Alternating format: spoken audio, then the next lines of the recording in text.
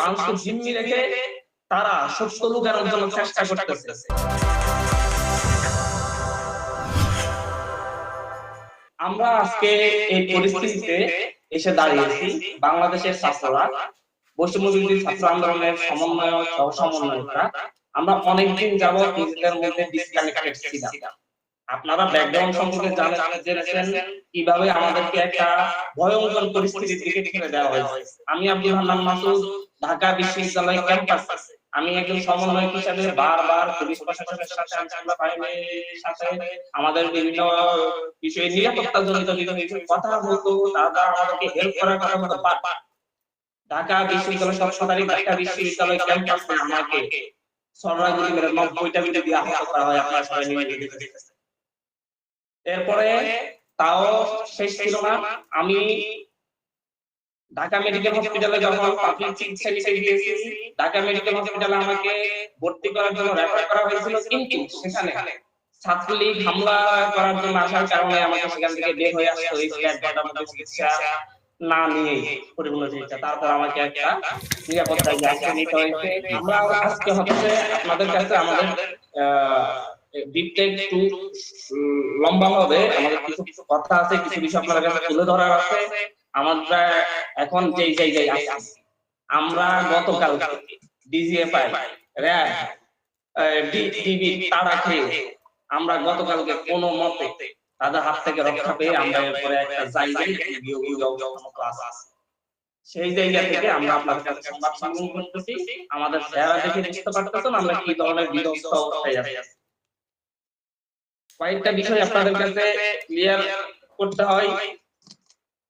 আমার কাছে একটা বিষয় আছে, বাসার সাথে বাবার কোলে ঢলে পড়ে ছোট্ট মেয়ে, একটা 4 বছরের মেয়ে, যাকে হেলিকপ্টার থেকে গুলি করে হত্যা করা হয়। বাংলাদেশের আর্মি, র‍্যাব হেলিকপ্টার থেকে গুলি করে মেয়েটিকে হত্যা করে, 7 বছরের একটা বাচ্চা মেয়ে। আমার কাছে বারান্দায় দাঁড়ানো আহাদের দাম থেকে লাগে গুলি। আহাদের বয়স হচ্ছে 4 বছরের বাচ্চা, বারান্দায় দাঁড়িয়ে ছিল বাবা মায়ের সাথে, সেখানে তাকে গুলি করা, তার গায়ে গুলি লাগে, ডান সাইডে গুলি লাগে। আমার কাছে আছে ঢাকা বিশ্ববিদ্যালয়ের সন্ত্রাসীদের, ছাত্রলীগের তাদের ছবি, অস্ত্রশস্ত্র সহ আমার কাছে ছবি আছে। এখানে প্রথম আলো থেকে আমি এগুলো নিচ্ছি। প্রত্যেকটা রামদা হাতে, গুলি হাতে, শটগান হাতে চট্টগ্রাম মহানগর যুবলীগ এবং ছাত্রলীগের সদস্যরা শিক্ষার্থীদের হামলা করতেছে। আমার কাছে আছে ঢাকা বিশ্ববিদ্যালয়ে ইনালের নেতৃত্বে সন্ত্রাসী বাহিনী মহড়া দিচ্ছে। আমি প্রত্যেকটা বিষয় জাতীয় দৈনিক থেকে নিয়েছি। ঢাকা বিশ্ববিদ্যালয়ের থেকে একজন সাধারণ শিক্ষার্থীকে পায়ের নিচে ফেলে নির্মমভাবে আঘাত করা হচ্ছে ছাত্রলীগের গুন্ডা বাহিনীর সন্ত্রাসীরা। স্পষ্ট চিত্র এগুলো প্রত্যেকটা, আমি এখানে বহু চিত্র দেখাতে পারবো, আপনারাও দেখেছেন। মাননীয় প্রধানমন্ত্রী গতকালকে দাবি করেছেন যে হেলিকপ্টার দিয়ে গুলি করা হয় নাই, আগুন নিভানোর জন্য পানি ঢালা হয়েছে। যে কয়েকজনের ব্যাপারে আমি বলেছি, একটা মেয়ে, আরেকটা নিউজ আছে, আমি এখান থেকে কিন্তু দেখাতে পারবো, পড়ার টেবিলে বসেছিল জানালার পাশে, সেখানে গুলি মেয়েটি নিহত হয়েছে, একটা 17 বছরের মেয়ে। ঢাকা শহরে যুদ্ধাবস্থা তৈরি করে নিরীহ সিভিল মানুষকে গুলি করা রেকর্ড আমরা শিক্ষার্থীরা ঘৃণা ভরে প্রত্যাখ্যান করছি। আমি আপনাদের কাছে একটা লিস্ট সার্চ করব। আমি গত 36 ঘন্টায় বাংলাদেশে নিহতদের একটা তালিকা করার চেষ্টা করেছি। সেখানের মধ্যে 14 বছর থেকে শুরু করে 60 বছরের বৃদ্ধা পর্যন্ত প্রায় 263 জনের লিস্ট আমার কাছে এসেছে, যাদেরকে গুলি করে হত্যা করে, পুলিশের গুলিতে হত্যার শিকার হয়েছে। 263 জনের লিস্ট আমি তার 36 ঘন্টায় কালেক্ট করতে পেরেছি। এই সংখ্যাটা হাজারের উপর যাবে বলে আমরা মনে করি। এই সংখ্যাটা হাজারের উপর যাবে বলে আমরা মনে করি। এই ক্ষেত্রে প্রায় 78% হচ্ছে সাধারণ শিক্ষার্থী। বাংলাদেশে আমি জানি না 71 মুক্তিযুদ্ধকালীন সময়ে একদিনে বা 2 দিনে এত পরিমাণ সাধারণ শিক্ষার্থীকে পাকিস্তানি হানাদার বাহিনীরা হত্যা করেছিল কিনা। এই জায়গায় এসে আপনাদেরকে আমি আরো যে বিষয়গুলো জানাতে চাচ্ছি, ঢাকা বিশ্ববিদ্যালয় তৈরি করতেছিল যুবলীগের ক্যাডার, ঢাকা কলেজ ছাত্রলীগের সাবেক এক নেতা, যার ছবি, ওর নাম হচ্ছে হাসান মোল্লা। তাকে কি অ্যারেস্ট করা হয়েছে? তাকে এখন অ্যারেস্ট করা হয়নি। এই যে যতগুলো ছবি মিডিয়াতে আসছে, কাউকে অ্যারেস্ট করা হয়নি। বারবার বলা হচ্ছে মাননীয় প্রধানমন্ত্রী সহ সরকারের উচ্চ পর্যায়ের মন্ত্রীদের পক্ষ থেকে বলা হচ্ছে ছাত্ররা নাশকতার সাথে জড়িত না। ছাত্ররা যদি নাশকতার সাথে জড়িত না হয়, সারা বাংলাদেশে আজকে পর্যন্ত আমাদের কাছে যতটুকু নিউজ এসেছে, আমরা যতটা ইনফরমেশন পেয়েছি, আমরা এটা আপনাদেরকে পাঠাবো। কোন থানায় কোথায় কতগুলো মামলা হয়েছে, প্রায় হাজারের উপর মামলা, এবং সেখানে স্টুডেন্টদেরকে গ্রেফতার করা হয়েছে প্রায় ৩,৫০০-এর বেশি। এখন যদি স্টুডেন্ট অপরাধী না হয়, কেন স্টুডেন্টদেরকে গ্রেফতার করা হচ্ছে? আমাদের কাছে নিউজে আমরা জানতে পেরেছি, বিভিন্ন নিউজ মিডিয়ায় দেখেছি, শিক্ষার্থীদেরকে বাসায় বাসায় গিয়ে তুলে নিয়ে আসা হচ্ছে, হুমকি দেওয়া হচ্ছে শিক্ষার্থীদেরকে তুলে এনে কারাগারে পাঠানো হবে। এরপর আসি মামলার ক্ষেত্রে। আমরা সমন্বয়কদের প্রায় ৩২ জন সমন্বয়ক সহ সমন্বয় কমিটি ৩২ জন নামে ডিজিটাল একটা মামলা হয়েছে। শাহবাগ থানায় ১১টি মামলা হয়েছে।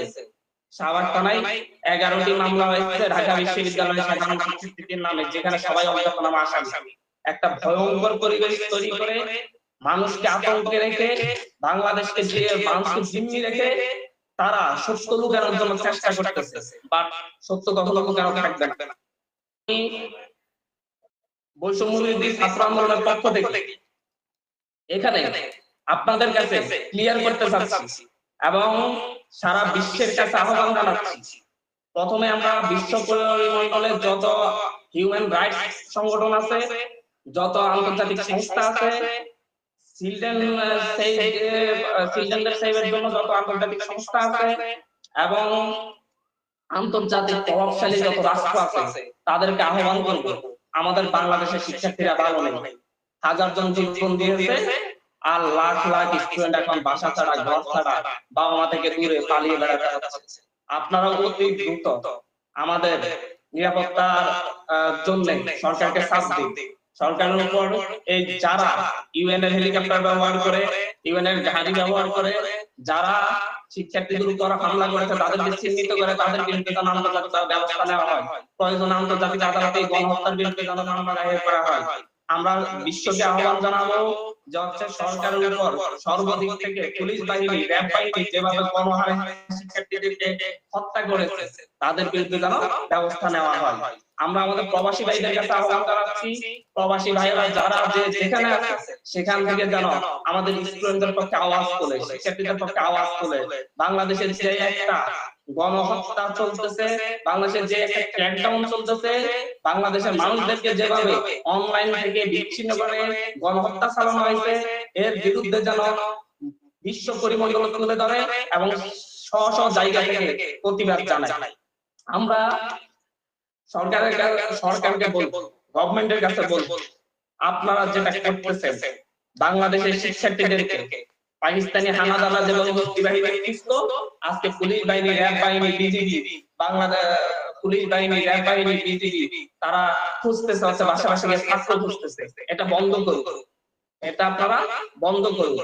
আমাদের আক্তার হোসেন ভাই, ডাকসুর সাবেক সমাজসেবা সম্পাদক, তাকে চ্যাংদোলা করে আপনাদের ঢাকা বিশ্ববিদ্যালয়ের ক্যাম্পাস থেকে নিয়ে যাওয়া হয়েছিল, গুম করে রাখা হয়েছিল। আদালতে হাজির করার পর আজ পর্যন্ত তার পরিবারের কারোর সাথে দেখা করার সুযোগ দেওয়া হয় নাই। এটা কোন ধরনের ইনহিউম্যানিটি? আসিফ মাহমুদ ভাই, আবু বকর মজুমদার এবং নাহিদ ইসলাম ভাইকে পুলিশ অ্যারেস্ট করে ডিবি গুম করে নিয়ে যায়, সেখানে তাদেরকে নির্যাতন করে তারা চিকিৎসা নিশ্চিত হয়েছে। আমরা সেখানে গিয়েছিলাম, এই বিষয়টা আমরা একটু ক্লিয়ার করে আপনাদেরকে ব্যাখ্যা করে বলতে চাচ্ছি। পরশুদিন বিকেল বেলা ওনারা আমাদেরকে ডেকেছিলেন এবং আমরা তাদেরকে দেখতে গিয়েছিলাম। দেখতে যাওয়ার পরে সেখানে ডিজিএফআই এর সদস্যরা তাদের সাথে আমাদের দেখা করতে দেয় নাই। 5 মিনিট দেখা না করতে তারা আমাদেরকে বের করে দেয়।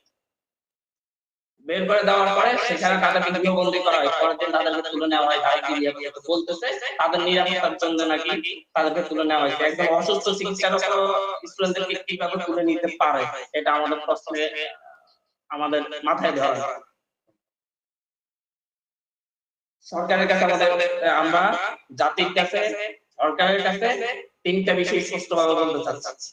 এক, আমাদের যত আমরা যে পরিপত্র খেলা আবার শুরু করেছেন, সেই পরিপত্র খেলা বন্ধ করে অতি দ্রুত স্টুডেন্ট প্রতিনিধি সহ সকল স্টেক হোল্ডার সাথে আলোচনা করে একটা নিরপেক্ষ অবস্থায় এসে 8টা কোটা বৈষম্য নিরসনের জন্য একটা কমিশন গঠন করে আলাপ আলোচনার মাধ্যমে একটা নির্দিষ্ট কমিশনের সুপারিশ অনুযায়ী এক সংসদে একটা আইন করার ব্যবস্থা করব। আমরা সরকারের এই পরিপত্রকে প্রত্যাখ্যান করতেছি। আমরা এখান থেকে না, নাহিদ ইসলাম, আসিফ মাহমুদ ভাই সহ নাহিদ ইসলাম ভাই আমাদের কাছে মেসেজ পাঠিয়েছেন, আসিফ মাহমুদ সহ ওনারা আমাদেরকে জানিয়েছেন এই পরিপত্র খেলা বন্ধ করার জন্য আর সাংবাদিকদের মাধ্যমে সরকারকে আহ্বান করার জন্য। পাশাপাশি আমাদের যত ভাইদেরকে গুম করা হয়েছে, যত ভাইদেরকে অ্যারেস্ট করা হয়েছে এবং যত মিথ্যা মামলা দেওয়া হয়েছে, সকল অ্যারেস্ট হওয়া ভাইদেরকে, গুম হওয়া ভাইদেরকে আগামী 24 ঘন্টার মধ্যে মুক্তি দিতে হবে। আগামী 24 ঘন্টার মধ্যে মুক্তি দিতে হবে এবং যত মিথ্যা মামলা আছে তত মিথ্যা এবং নাম দিয়ে যত মিথ্যা মামলা আছে সকল মিথ্যা মামলা প্রত্যাহার করতে হবে। মন্ত্রী থেকে শুরু করে পুলিশ কনস্টেবল পর্যন্ত যতজন এই গণহত্যার সাথে জড়িত প্রত্যেককে অব্যাহতি দিয়ে আইনের আওতায় আনতে হবে। মন্ত্রী থেকে শুরু করে কনস্টেবল পর্যন্ত যতজন এই গণহত্যার সাথে জড়িত তাদেরকে অব্যাহতি দিয়ে আইনের আওতায় আনতে হবে। আমরা 24 ঘন্টা সময় দিচ্ছি। 24 ঘন্টার মধ্যে যদি সরকার আমাদের এই দাবি পূরণ না করে, আমরা পরশুদিন থেকে শুধু বাংলা ব্লকেট নয়, আমরা বাংলা ব্লকেট কর্মসূচি পালন করেছিলাম, কমপ্লিট শাটডাউন কর্মসূচি পালন করেছিলাম, এর সাইডে আরো কঠিন কর্মসূচি নিয়ে ছাত্র সমাজ রাজপথে নামবে। আমরা এভাবে পালিয়ে থাকবো না, আমরা রাজপথে নামবো। প্রয়োজন আমাদেরকে অবশ্যই গুলি করে হত্যা করা হয়। তারপর আমরা এই অবিচার থেকে, এই ভয়ঙ্কর পরিবেশ থেকে, দমবন্ধ পরিবেশ থেকে এই দেশের ছাত্র সমাজকে নিয়ে মুক্তি দিতে চাই, নিজেরা মুক্ত হতে চাই। এবং আগামী আমরা সারা দেশে অনলাইন অফলাইনে এই রাষ্ট্রীয় গণহত্যা এবং রাষ্ট্রীয় অবিচারের বিরুদ্ধে, রাষ্ট্রযন্ত্রকে ব্যবহার করে সরকারের যে অবিচার করা হয়েছে, যে সন্ত্রাস করা হয়েছে, তার প্রচার প্রচারণা তুলে ধরবো, গ্রাফিতি করবো এবং দেয়াল লিখন করবো। বিদেশে যারা আছে তারা তাদের ওখানে ডকুমেন্টেশন গুলো প্রত্যেকটা এম্বাসিতে, প্রত্যেকটা রাষ্ট্রের কাছে পৌঁছে দেওয়ার ব্যবস্থা করবে সেখানে। এরপরে আমরা পরশুদিন থেকে মাঠের কর্মসূচি নিয়ে রাজপথে ফিরে আসবো। আমরা পরশুদিন যদি সম্ভব হয় আমরা বিশ্ববিদ্যালয়ের কাছে, বিশ্বের রাষ্ট্র সমূহের কাছে আমরা ব্রিফ করব এবং ডকুমেন্ট গুলো তুলে ধরবো, এই সরকারের গণহত্যার ডকুমেন্ট গুলো তুলে ধরবো। এই ছিল আমাদের আজকের কর্মসূচি। আমি আরেকবার আপনাদেরকে ক্লিয়ার করতেছি, আমাদের তিনটা দাবি। সরকার যে পরিপত্র খেলা শুরু করেছে, সেই পরিপত্র খেলা বন্ধ করে অতি দ্রুত কমিশন গঠন করে আমাদের সাথে শিক্ষার্থী সহ যত স্টেকহোল্ডারদের সকলের সাথে আলাপ আলোচনা করে সরকারকে একটি স্থায়ী সমাধানে আসতে হবে। না হয় আরেকবার পরিপত্র বাতিল হবে, আবার সরকার মন চাইলে এটাকে বাড়াবে, সরকার মন চাইলে যেগুলো কিছু করতে পারে। আমরা এই সরকারের উপর আর ভরসা রাখতে পারতেছি। দ্বিতীয়ত, আমাদের যত ভাইকে গ্রেফতার করা হয়েছে, আমাদের যত ভাইকে গুম করে রাখা হয়েছে, প্রত্যেককে আগামী কালকের মধ্যে মুক্তি দিতে হবে এবং যত মিথ্যা মামলা আছে প্রত্যেকটা মিথ্যা মামলা প্রত্যাহার করতে হবে। যত মামলা আছে প্রত্যেকটা স্টুডেন্টের সকল মামলা প্রত্যাহার করতে হবে। পাশাপাশি আমরা লিগ্যাল ফোর্স গঠন করছি সারা দেশের সকলের কাছে, সারা দেশের সাধারণ শিক্ষার্থী এবং আইনজীবী চিকিৎসকদের কাছে আহ্বান জানাচ্ছি, তারা তাদের অবস্থান থেকে লিগ্যাল টিম এবং স্বাস্থ্য টিম গঠন করে যেন আমাদের পাশে এসে দাঁড়ায়। আমরা বহির্বিশ্বের আমাদের প্রবাসী ভাইদেরকে আহ্বান জানাচ্ছি, তারা যেন আমাদের পাশে দাঁড়ায়। আন্তর্জাতিক